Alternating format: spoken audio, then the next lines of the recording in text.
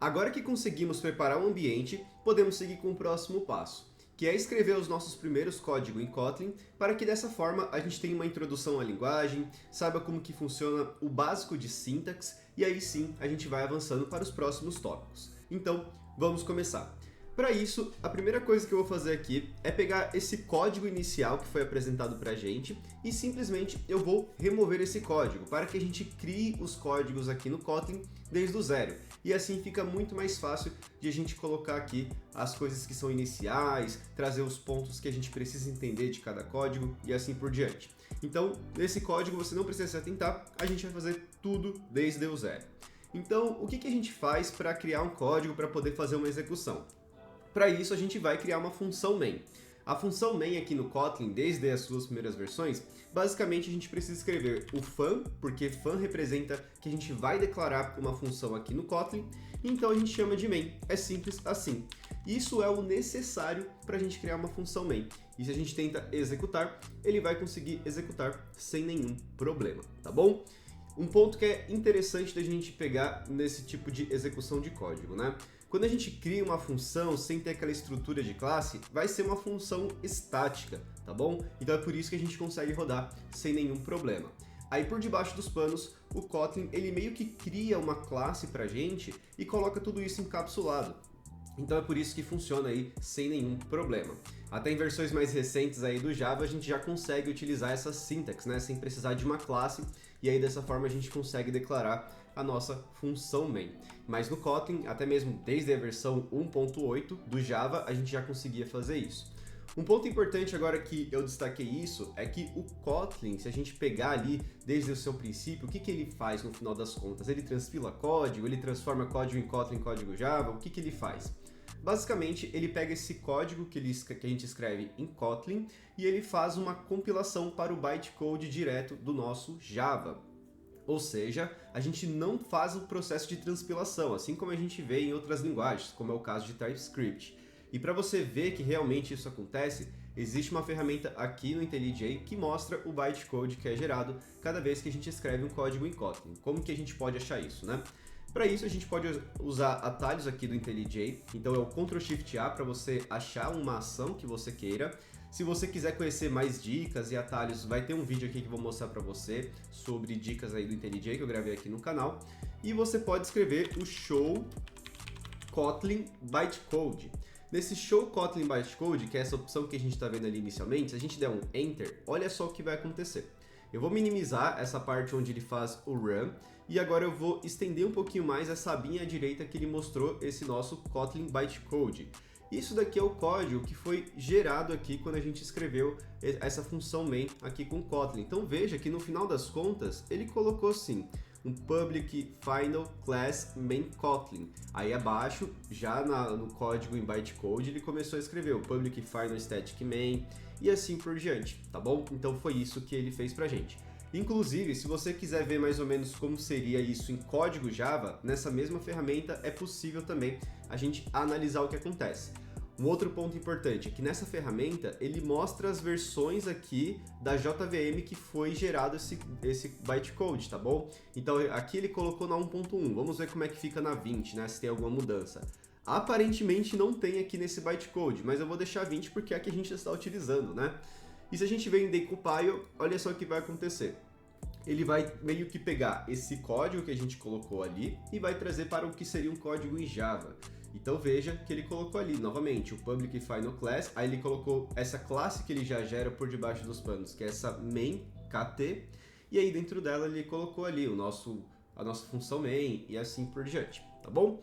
Então você pode sim usar essa ferramenta caso você queira fazer um depara. O que você escreveu em código Kotlin para o que acontece lá no código Java. Eu não vou explorar tanto essa ferramenta, até mesmo para ser mais fluido aqui no que eu vou apresentar para vocês, mas eu já queria mostrar isso logo de cara para você saber como que funciona por debaixo dos panos, tá bom? E aí, novamente, eu recomendo fortemente que você sempre faça um depara para você entender aí o que está acontecendo. E agora que eu mostrei esse Kotlin bytecode, eu vou minimizá-lo clicando aqui na direita, que é o Kotlin bytecode novamente. Vou fechar esse código que ele fez o decompile, que ele pegou o bytecode e transformou em um código Java, e vamos agora começar a falar um pouquinho mais da sintaxe. Então a gente já aprendeu como que a gente declara uma função, tá bom? E um ponto importante quando a gente declara uma função é que perceba que a gente não precisou colocar um retorno, certo? E lá no Java, como a gente sabe, a gente sempre precisa colocar um retorno. E por que isso acontece? É porque aqui no Kotlin, quando a gente não coloca nada de retorno, ele já entende que seria um retorno vazio. E o que isso significa? Né? Que ele já tem meio que um retorno padrão em cada função que não declare. Qual que seria esse retorno? Para você colocar retorno em funções, a sintaxe é a seguinte: você coloca os dois pontos e aí você fala qual que é o tipo. O tipo padrão que ele coloca é conhecido como unit. Esse unit do Kotlin, basicamente, ele representa algo que seja vazio, tá bom? Então, toda vez que você vê esse unit, ele representa como se fosse o void, vamos dizer assim. E aí, quando a gente faz isso, basicamente é um código desnecessário, tá bom? Então, vai ser muito comum você ver diversas funções em Kotlin que não vai declarar o seu retorno. E aí você já pode entender que é vazio, ou então esse unit, tá bom? Até mesmo, como você pode ver, na IDE ele fica com essa sintaxe, ou melhor, esse highlight em cinza.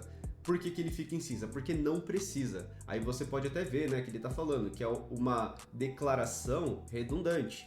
Aí nesses casos que fica esse cinza, a minha sugestão é que você sempre use o atalho do IntelliJ, que é o Alt-Enter, que ele dá sugestões para você. E aí nessas sugestões ele vai falar possibilidades que faz mais sentido para aquele código. E aí nesse caso ele fala, olha, você pode remover essa tipagem que está explícita, porque não é necessário. Aí você vai lá, dá um Enter e ele remove. Então entenda que o código ele vai ser basicamente dessa forma mesmo. Se você não tiver retorno, vai ficar dessa forma. Agora que a gente aprendeu aí a declarar a nossa função main, vimos que é bem simples, vimos que existe também a variação, né, dessa função main, certo? Que seria ali o arrays, e aí desse arrays a gente pode colocar, ou então parameters, né, enfim, o nome que você quiser, a gente pode colocar ali como se fosse um array de string, né? A gente viu ali que seria um array de string, é uma possibilidade também para poder fazer essa execução, tá bom? Então é uma outra variação que a gente tem para poder mandar argumentos. Beleza, vimos aí as variações, você só usa realmente se você precisar, tá bom? Dado que você não vai precisar, você não precisa declarar que vai funcionar numa boa. E agora a gente vai entender como que a gente faz aí os passos iniciais, né? O nosso famoso Hello World. O Hello World aqui no nosso Kotlin basicamente vai ser uma funçãozinha que é o nosso println. O println ele vai encapsular, né, toda aquela chamada de system, out, enfim, tudo aquilo que a gente faz no Java. Então aqui é só colocar o println, a gente coloca ali o valor que a gente quer em string e ele vai fazer o print. Então a gente vai fazer o Hello World, como a gente geralmente faz em outras linguagens, certo? E nesse momento ele vai simplesmente fazer a execução e vai printar pra gente, tá bom? É basicamente isso. Um ponto importante aqui que é essencial de você já notar é que o Kotlin ele não vai exigir que você coloque o ponto e vírgula, certo? Então veja que eu executei um código sem colocar o ponto e vírgula, mas ele também permite que você coloque. Então se você quiser colocar o ponto e vírgula, beleza, você pode colocar. Mas você percebe que ele vem novamente ali com aquele highlight indicando que não é necessário? Pois é, se a gente dá um Alt-Enter é que ele fala, porque isso aqui é redundante, não precisa. Então aqui no Kotlin, você fazer os códigos em Kotlin, a gente não vai usar o ponto e vírgula, tá bom? E a linha, ela vai terminar, de fato, no momento em que a gente não tem mais nenhuma outra chamada, e aí não tem também nenhum ponto e vírgula nem nada, ela também vai terminar. Então, eu pulei uma linha, aquela linha de cima, que é a número 2, ela acabou aqui, ela não vai continuar as suas interpretações. Então, esse é um ponto também importante. E agora que a gente fez isso, vamos agora partir para o próximo passo, que são as variáveis. Como que a gente declara a variável aqui no Kotlin? Para você declarar uma variável, você precisa decidir um ponto que é muito importante aqui dentro da linguagem, que é indicar se a variável que você vai criar, ela vai fazer uma mudança da sua assinatura ou não, né, do seu valor, sendo mais específico. Por exemplo, eu quero declarar um número, né, como que eu faço? A primeira opção é você escrever o val, que é a indicação de que você não vai mudar esse valor, você não vai reassinar ele, e aí você vai lá e coloca aqui um number, ou então o que você quiser. Nesse number, você pode simplesmente falar um valor que você quer colocar para ele, como se fosse um inteiro, por exemplo. Então eu quero colocar um 10. Isso daqui já declarou uma variável. E agora a gente vai entender o que aconteceu nesse código. Então, novamente, quando a gente colocou esse val, significa que a gente não pode reatribuir valores para essa variável que a gente chamou de number. É isso que está significando. Quando a gente coloca o igual, significa que a gente atribuiu esse valor de 10. Então, essa é a sintaxe básica para a gente criar variáveis, tá bom? Aí um ponto importante que a gente pode notar é que existem coisas ali por debaixo dos panos que pode parecer um pouco confuso, principalmente se você utiliza versões do Java mais antigas, né? Que é o seguinte, cadê a tipagem? Isso daqui é uma tipagem estática ou dinâmica? Isso é importante de você saber também. Aqui no Kotlin não existe tipagem dinâmica. Esse é um ponto muito importante. Então, a partir do momento que uma variável recebe um valor, ela vai ter aquele tipo para sempre, tudo bem? A não ser que, sei lá, você faça coisas muito malucas aí, reflect, o que seja. Eu acho que nem é possível fazer e você consiga mudar esse valor. Mas seguindo as coisas padrões, você vai ter sempre o mesmo tipo. Como que eu identifico esse tipo, né? Se você usar o próprio IntelliJ para ele te mostrar esse tipo e usar o atalho F1, não é nem o F1, perdão. No caso, é o atalho, cadê? É o Alt Q. Cadê? Ctrl Q, na verdade, né? Que às vezes esse F1 é lá do Mac, então às vezes eu confundo, tá vendo? Do Mac. Isso, agora sim. Então, o Ctrl Q, ele vai te mostrar mais ou menos qual que é o tipo daquela variável, daquela chamada de função e assim por diante. Então, novamente, se você seleciona a variável e coloca o Ctrl Q, ele meio que vai tentar mostrar uma documentação ali daquele código. E como você pode ver, ele te mostra ali como se fosse um int. Às vezes tem até algumas configurações do próprio IntelliJ que ele mostra como se fosse uma dica. Então você pode também fazer uso aí dessa dica para poder te mostrar. E se você quiser colocar explicitamente esse tipo, também é possível. Você pode fazer manualmente, né, escrevendo o nosso dois pontos nome do tipo. Basicamente é assim que funciona a sintaxe. Ou então você pode usar o Alt Enter e nesse Alt Enter ele vai te dar algumas opções também. Então, por exemplo, se você colocar essa opção que é para especificar o tipo de maneira explícita, ele vai colocar para você. Fiz o Ctrl Z para ele desfazer e tem aquela outra que eu falei que é da dica, né, que é esse hint. Então, se você coloca esse hint, ele também vai tentar colocar. Eu não sei muito bem porque ele não mostrou nesse caso, aparentemente ele está com a configuração, porque agora está para não mostrar, mas provavelmente em algum outro momento ele vai mostrar isso pra gente, tá bom? Pode ser porque seja muito implícito, ou melhor, muito explícito que é um inteiro, pode ser. Enfim, eu vou deixar marcado porque se ele apresentar, show. Mas se não apresentar, tudo bem, não tem problema. Mas novamente, se quiser deixar o tipo explícito, você coloca dessa forma, tá bom? E você pode fazer com que esse tipo seja explícito, e se você quiser criar um novo número, então new number, você pode também fazer a mesma coisa, e assim por diante, tá bom? É dessa forma que a gente coloca variáveis. Aí agora vamos para o outro ponto, que é essas variáveis que a gente coloca como val, inicialmente a gente não pode mudar o valor, então se a gente tenta colocar o valor de number para 11, não é possível. E aí se a gente vê a mensagem, ele fala, olha, você não pode fazer uma reatribuição, tá bom? É basicamente isso. Ah, e se eu quiser fazer uma variável que muda de valor, porque, sei lá, eu vou somar, vou criar um novo valor em cima dela e assim por diante. Aí para isso você tem a outra variação, que é o var. A partir do var, você consegue sim fazer uma nova atribuição, tá bom? Então, isso daqui é o que você precisa saber inicialmente para trabalhar com variáveis. Você precisa determinar qual que vai ser o comportamento dela, se vai ou não receber novos valores, e você também precisa saber qual que vai ser aí o seu tipo, tá bom? Aí agora que a gente tocou no assunto de tipo, quais são os tipos que a gente tem dentro aqui do Kotlin, né? Basicamente a gente vai ter ali os mesmos tipos que a gente vê ali no Java, só que a grande diferença é que aqui no Kotlin, até já para dar um spoiler bem grande, tudo é objeto, a gente não vai ter aquela representação de tipos primitivos, tá bom? Então se eu quero colocar um int, ele vai ser esse int com maiúsculo. Se eu quero colocar um float, olha só, vou colocar aqui nesse segundo carinha. Ele vai ser um float com maiúsculo, a gente não vai ter, por exemplo, um float minúsculo, ele nem reconhece isso, tá bom? Então tudo vai ser numa estrutura de um objeto. Aí se você quiser declarar o float, você tem que colocar aquela sintaxe do F e assim por diante, tá bom? Até mesmo algumas, vamos dizer, conversões implícitas, ele não faz aqui também. Então ele vai ter algumas restrições. O Kotlin é bastante restrito em várias coisas. E aí se você quiser somar e colocar numa outra variável, que seria total, vamos ver como é que fica. A gente soma aqui com o new number, ele vai fazer aí essa soma numa boa. Aí perceba que no momento em que não é tão claro o tipo, aí ele vem com a dica, tá vendo? Que é aquele que a gente configurou para poder dar dica. Aí ele diz que agora o total, nessa soma que ele fez entre o inteiro, que é o 11, mais esse new number, que é um float, vai se tornar um float, tá bom? Então isso também pode te ajudar bastante quando você está trabalhando com Kotlin e você não quer colocar o tipo de maneira explícita, mas quer entender o que está acontecendo. Aí agora vamos fazer aí o print dessas variáveis para a gente ver realmente como que funciona, né? Então, para você colocar o print, você pode escrever o print ln, como a gente viu, ou também tem um atalho que a gente vai ver daqui a pouco. Então, vou primeiro imprimir o número, Agora eu vou, que no caso é o number. Agora eu vou usar o atalho, que é um template, que é esse salt.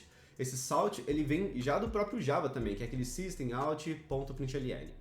Mas aqui no Kotlin, ele faz o println apenas, né? É basicamente isso. Aí aqui você pode colocar o new number. E por fim, a gente pode fazer um print do total, tá bom? Então, é basicamente isso que a gente precisa. Aí, novamente, veja que a gente não colocou ponto e vírgula, não colocamos nenhum tipo de coisa a mais para poder fazer esse código. Ele é muito simples mesmo, é aquela ideia do conciso, tá bom? Vamos executar. Para executar, você pode usar o Shift F10, porque ele já está nesse contexto de execução. Então, Shift F10. Ele vai lá, ele executa e veja que ele mostra aí os valores pra gente, tá bom? Então, é basicamente assim que a gente trabalha com variáveis. Aí agora um ponto importante para falar em relação aos tipos primitivos que a gente está vendo aqui, só que são objetos, é que no final das contas, quando a gente gera o bytecode, quando ele faz o decompile lá para o Java, todos esses tipos que a gente vê de int, float, double, boolean e assim por diante, eles vão se transformar em tipos primitivos do Java, tá bom? Só para poder mostrar para você, porque isso daqui é um ponto importante, que eu falei que eu não ia voltar tanto, mas eu acho que é importante.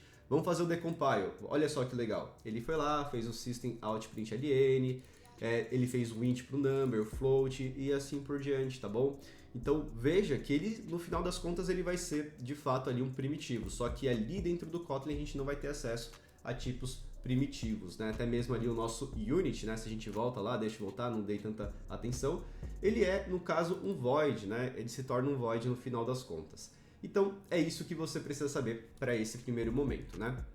Aí, só para a gente finalizar esse ponto em relação às variáveis, né, que é o assunto desse vídeo que eu estou gravando para você, tem mais um ponto que é muito legal em relação a como a gente pode trabalhar com as variáveis, fazer prints e assim por diante. É que aqui no Kotlin a gente também vai ter as strings, assim como a gente começou aqui inicialmente, só que a gente consegue fazer umas combinações, concatenações bastante interessantes. Por exemplo, eu quero colocar a mensagem de o número inicial aí colocando aqui o E com H, né? E eu quero fazer meio que uma concatenação, né? A princípio a gente faria dessa forma no Java, concorda? A gente colocaria o mais e depois a gente colocaria o número. E isso funciona, eu vou até executar para você ver que isso funciona. Só que você pode ver que logo no momento que eu escrevi esse código, ele mostrou meio que uma linha amarela, né? Que eu acho que está sublinhando, né? Se eu não me engano é isso que se chama. E ele está falando que essa concatenação de string, ela pode ser convertida para o que é conhecida como template, que seria também conhecido como template string. E vamos ver o que acontece quando a gente faz essa conversão. Para isso você pode usar o Alt Enter, e ele vai te dar a opção Convert String Concatenation to a Template. A gente dá o Enter e olha só como é que vai ficar. Você percebeu a mudança que aconteceu aqui?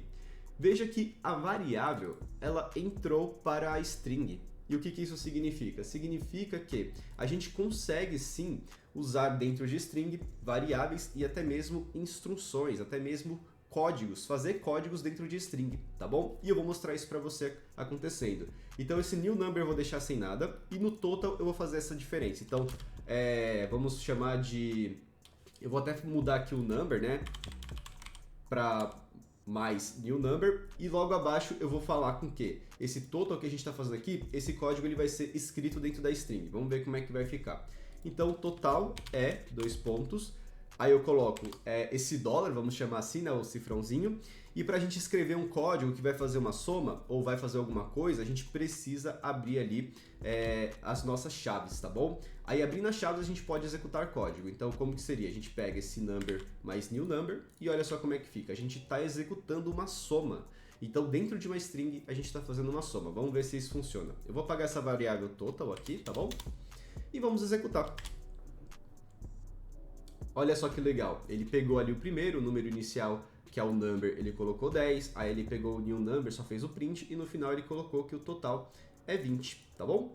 Então, veja que é dessa forma aí que a gente trabalha com essa parte de string, concatenação, e você já aprendeu uma coisa nova que é aqui do Kotlin, que é o template string. Aí só para finalizar essa parte ainda de string, é que a gente tem algo que foi inserido no Java recentemente, não lembro exatamente a versão, se foi 17, 18, você vai saber me dizer, que é justamente o que a gente conhece lá no Java como block, né? Eu acho que seria string block, eu não sei necessariamente o nome, que é quando você coloca uma string adicionando três 3 aspas, né? Então a gente coloca aqui, deixa eu só colocar direitinho, 3 aspas, porque quando a gente começa a converter aqui fica um pouquinho complicado. Beleza, 3 aspas. E aqui no Kotlin também a gente vai ter esse tipo de código, tá bom? E o que isso significa no final das contas? É que ele vai manter a mesma formatação que a gente tem de código aqui. Então se eu quiser colocar aqui o total, e colocar depois um enter, colocar tabs e assim por diante, ele vai manter o mesmo formato. Vamos ver como é que fica aqui, ó. Vou executar. Olha só, ele colocou o total aí ele colocou meio que pulou uma linha e depois ele colocou essa tabzinha que eu coloquei também. No momento que a gente trabalha, né, com esse bloco que a gente conhece no Java aqui com o Kotlin, ele tenta até dar umas ajudas na formatação, né? Então ele coloca esse trim margin e assim por diante. Você geralmente pode aceitar essas sugestões, mas se você não quiser também você pode remover. E até para poder dar o nome disso é conhecido como round string. Até mesmo se você usar o alt-enter em string, eu acho que ele vai te dar a opção para converter para round string, tá vendo? To round string literal. Então você coloca aqui o enter e ele faz isso para você. Eu deveria ter feito isso antes, né? Facilitaria a vida. Aí se você quiser colocar para uma string normal, seria esse to ordinary string literal. E aí ele faz isso para você também, tá bom? Então, era isso que eu queria mostrar para você nesse ponto aqui da nossa minissérie. Eu vou aproveitar para convidar você para poder participar também. Deixe aí um comentário para você tirar suas dúvidas em relação ao que foi visto aqui em aula. Eu estou tentando realmente fazer meio que uma tradução aí para você entender a parte mais simples e aí aos poucos a gente vai avançando para que você que está aí aprendendo Kotlin, que já conhece Java, você tenha uma maior facilidade para aprender aí essa linguagem. Então deixa aí um like também para engajar o vídeo, compartilhe com outras pessoas que também estão aprendendo e principalmente participe nos comentários. Traga coisas, porque o que você comentar pode ser que eu faça um vídeo novo falando exatamente daquilo que você está comentando, tá bom? Então é muito importante a sua participação. Um abraço e falou!